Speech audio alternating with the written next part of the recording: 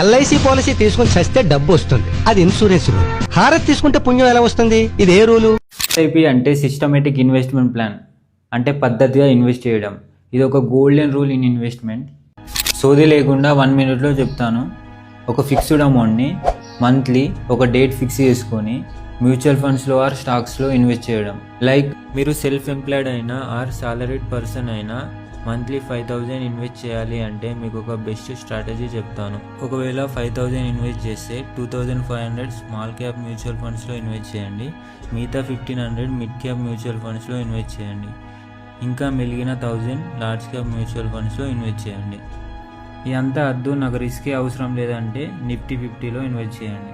Inflation పక్కకెట్టండి. మీరు బ్యాంక్లో save చేసుకునే కన్నా మీరు మ్యూచువల్ ఫండ్స్లో ఆర్ స్టాక్స్లో ఇన్వెస్ట్ చేస్తే మీకు ఎక్కువ రిటర్న్స్ వస్తాయి. మీకు ఇంకా డీటెయిల్గా కావాలి అంటే PDF అని కామెంట్ చేయండి, ఆర్ మన టెలిగ్రామ్ ఛానల్లో అప్లోడ్ చేస్తా, చూడండి గైస్.